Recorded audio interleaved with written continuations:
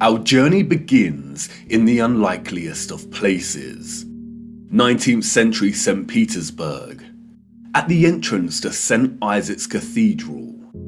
The city cold, the early morning mists dissipating with the approach of the sun, and our boots caked in mud. The year is 1860, and while St. Petersburg stands regal and proud, its inhabitants are nowhere to be found. It is quiet, too quiet.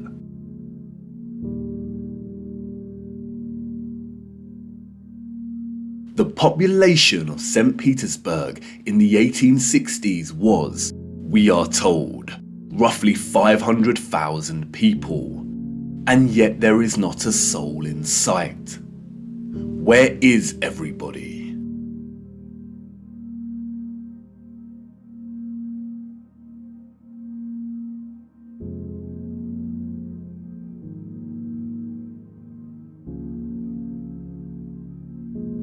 The long shadow of Alexander Column gives us a clue as to the time of the sun's journey above this region. Long shadows only occur during morning or evening. It must be morning, but it appears that no one has surfaced yet. If we travel 400 miles across to Moscow, we see the same thing. Empty, quiet streets. In 1860, Moscow shared a similar population with St. Petersburg, roughly 500,000 citizens. But again, where is everybody?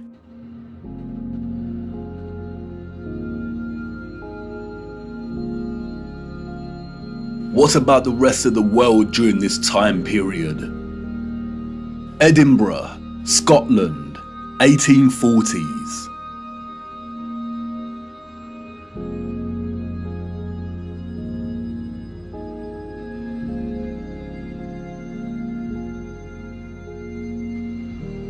Copenhagen, Denmark, 1840s. Dresden, Germany, 1860s.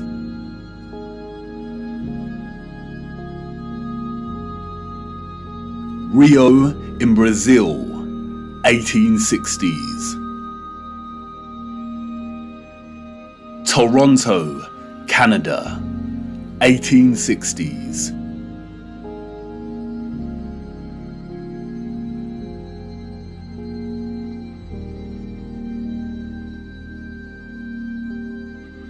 Athens in Greece, 1860s.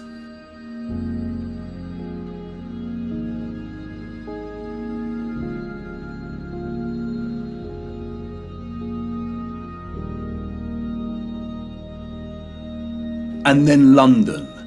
Finally, people.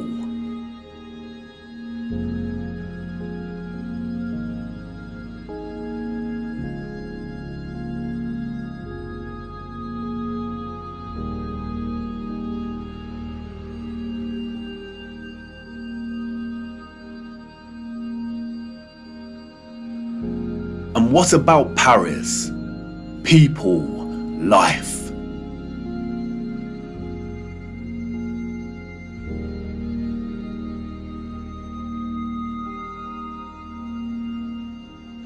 The first photograph, we are told, was created in 1822. The art of photography relies on methods of juxtaposition, of comparison and contrast to deliver its message and sentiment.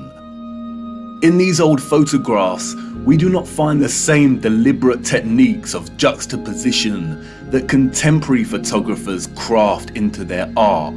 But rather, we find natural contrasts that are so important and central to navigating through our deceptive history.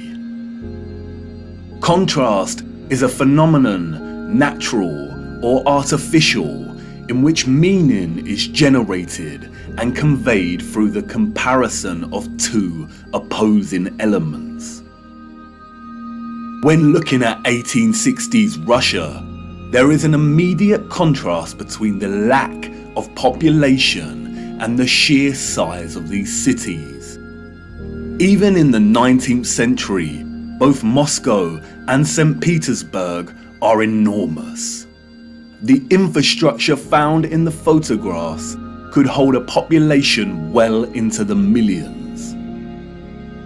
Why are the cities so vast if the population was only 500,000 in each? Furthermore, the official narrative gives us a population that increases in a linear fashion from 1764. Many of the buildings we see here were built years before the photograph was taken. Did the Russians just plan well in advance? But it's when the population is introduced into these photographs that a new contrast emerges that is staggering.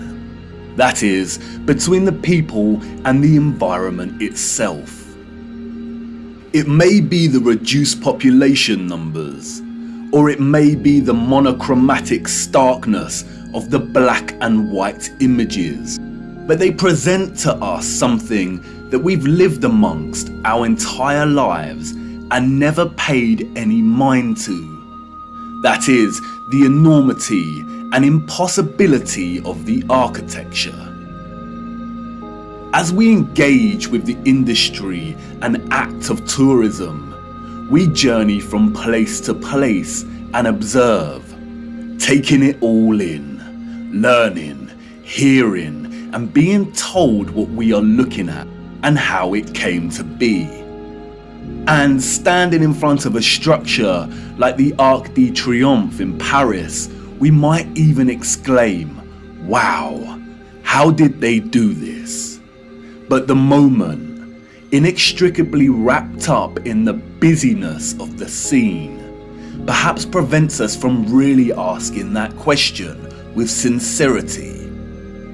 Standing in front of a structure like the Arc de Triomphe while the crowd frantically takes pictures on their smartphones makes it all a reality, and we conclude, before being shoved away by new tourists, well, they had to have done it somehow because I'm here and looking at it.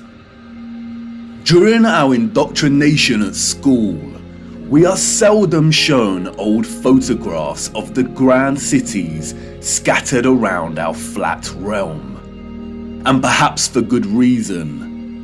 Because when we marinate on images like this and are presented with the visual evidence of a very primitive Victorian people dotted around like grasshoppers within the shadows of the most magnificent, grandiose, brilliant architecture a human could ever imagine, we begin to have doubts. Indeed, how did they build this? The Arc de Triomphe is made from 36,695 cube meters of limestone and weighs 95,407 tons, or just over 95 million kilograms. They tell us it took 12 years to build the giant arch in two different periods, between 1806 to 1814 and between 1832 to 1836. How did they transport this amount of limestone with the same horse and carts that we see in the photographs? Look closer at the four sculptures that adorn each of its sides. Look at the intricacy of the sculptures and the patterning of the ornamentation that frames the arch. Each section is perfectly repeated without any deviation or inconsistency. The first true power tool was not invented until 60 years after this arch was completed. They tell us this was crafted by hand. Is that even possible? And then there is the ceiling of the arch. Immaculate, 3D sculpted roses, perfect in their geometric symmetry. The nuance of the detail and finesse of each petal and cross-section borders is overwhelming. Look at the rest of Paris during this time. Again, a plethora of unbelievable, gigantic, and magnificent structures. The city's infrastructure glorious, and the people and their means of transport primitive, unsophisticated, and seeming not at all developed to the point of producing a city like this. The roads are improperly paved and uneven. They are dirty and muddy. We also see buildings during this period in which the architecture aligns with the inhabitants. Buildings of misshapen proportions, less developed and refined, charming in their own way, but coarse in their use of wood and plaster. This is exactly the type of architecture we expect of a generation of horse and cart. A generation ignorant to the discoveries in technology that would follow in the years to come. Furthermore, at the time of this photograph, the arch is roughly 40 years old since its completion. Yet can you see how worn some of the parts of the structure are? We see weathering on the stone that suggests the arch is much older. As we approach the late 19th century, we see that the people of Moscow have finally decided to leave their homes and venture out into the streets. The infamous Red Square, now bustling with life. St. Basil's Cathedral and the Spasskaya Tower dominate the frame of the square. The construction of St. Basil's Cathedral began in 1555 and was completed in 1561, a mere 6 years. It suffered a huge fire in 1737 and underwent restoration over a 20-year period. But look at it. What a structure. Almost unreal and like no other. It is composed of thousands of red bricks and tin sheet metal that has been shaped into the distinctive onion domes we see. Look closer at the intricacy of the domes. How did they bend metal to achieve such precision and perfection in the 18th century? And again, if they had the skills and dedication to build a wonder such as this, then why are the conditions of the road so poor and covered in mud? We see these incredible structures and buildings everywhere in 19th century photography. We have the wondrous Crystal Palace of London, a monstrous structure with the greatest area of glass ever seen in a building, and all constructed before England had automatic glass manufacturing. We have Westminster Abbey and Parliament. We have the old Euston Arch, constructed out of pure sandstone in 1837, and streets unpaved and full of mud.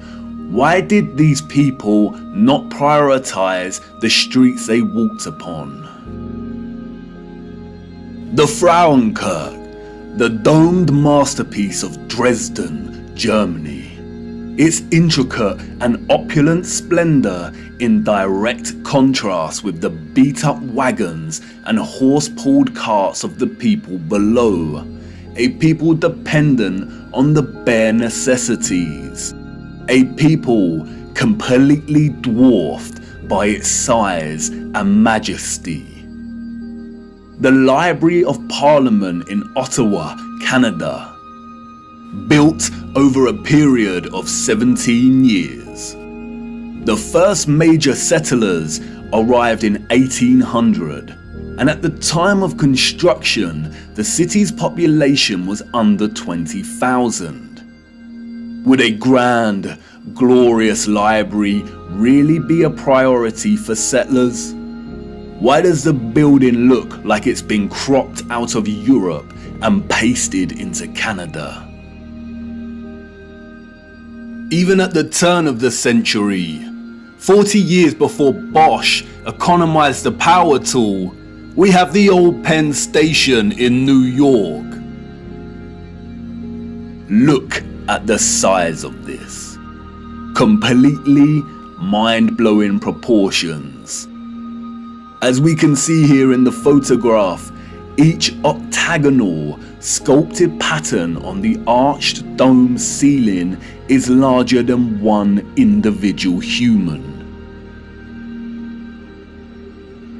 Look at the gigantic columns and detailed acanthus leaves decorating the tops of each pillar. They tell us this station took 6 years to build. 6 whole years. Yeah, right. Why are we so gullible? Even without access to modern power tools, printable construction pieces, and crane technology, we could not reproduce this today.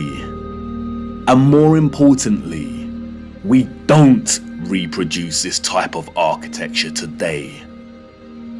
The official liars of our world have an umbrella term for this type of architecture that we see in North America. They call it historism. Historism is a term coined to describe a style of architecture that is revival in nature, or in other words, copies the style of another period in time. The grand arches and buildings with giant columns we see are built in the classical or Greco-Roman style, and the cathedrals are built in the Renaissance and Gothic styles of medieval Europe.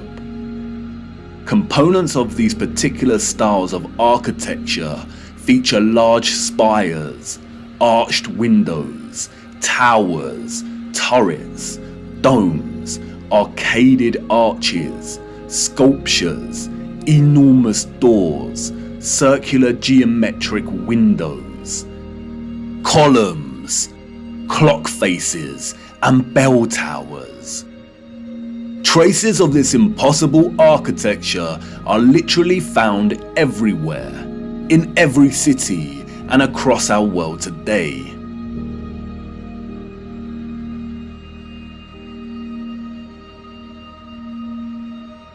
Some preserved and maintained, like the Parisian Arc de Triomphe and Notre Dame, and others lost and long forgotten to time, like the Euston Arch and the old Penn Station in New York.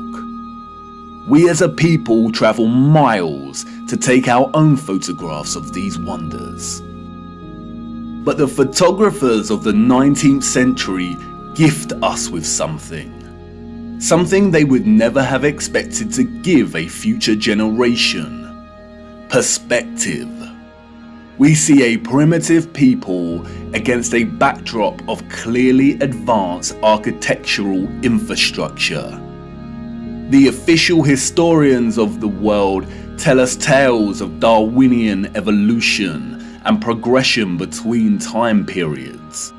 The people that came after were always more advanced in their ways, refining and redefining the methods of the generation that came before.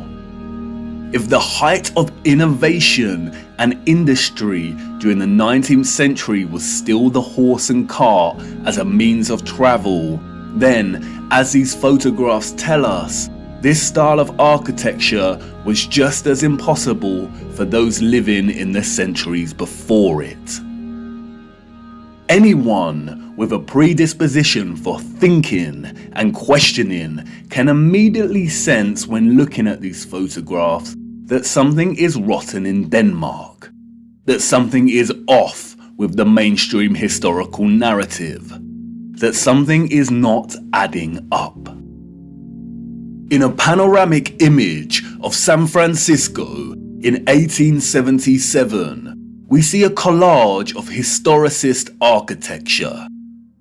We see columns adorning the entrances to very regal buildings that stand out like sore thumbs from some of the timber shacks surrounding it. We see Gothic spires and towers in the distance. We see domed cathedrals and buildings. We also see just how sprawling and huge the city has become. In 1846, there were under 500 Mormon settlers living on the area of land in which we now call San Francisco. It was frontier land and ready for the taking. Between 1848 and 1849, with the start of the California Gold Rush, the population increased from 1,000 people to 25,000 people. 28 years later, this panorama was taken. The population at this time, we are told, was getting close to 200,000. Who in their right mind would believe this story? Does this look like a city of 200,000 people? Without any modern technology, power tools, automatic manufacturing, electric motors. A people in a strange, unfounded land, just making their mark. Do we really believe that a burgeoning people built this entire city in just 30 years? And again, such quietness, such stillness. This is a photograph of an empty city.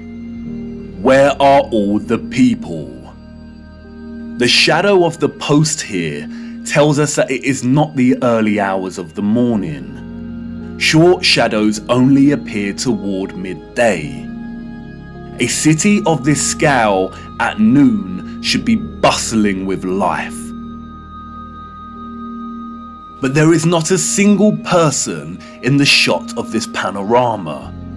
The only life we see is that of a horse without any master in sight.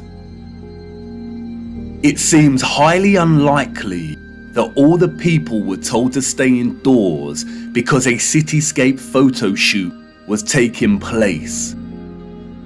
And this silent scene becomes all the more eerie when we consider that there is intention behind the lens. Someone was there, standing at a vantage point and taking this photograph. But who? And for what? And what are the chances that in the 19th century, during similar decades, we see deserted Russian, European, and North American cities photographed like this?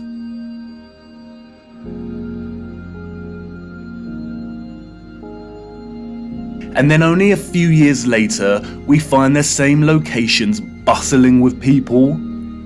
A people clearly incapable of building the architecture found in these cities. And what to do with these photographs? If we accept the narrative and these strange anomalies, then we stop here and get back to our busy lives. But the narrative we've received is not the truth. And we shouldn't accept any narrative, no matter how official and certified it is, unless it makes sense. The people we see in these photographs and their early ancestors could not have built the magnificent architecture we see. It is an impossibility. Come on, jump in. We must venture further into these cities and look a little closer. There must be some clues waiting to be uncovered that helps us understand why these cities are empty. Wait, what's that you say? You want to wipe the mud from your boots first? Do not bother, it's a waste of time. Come on, jump in and let's go. For it is the mud that offers us some small clues as to what could have occurred During this time period,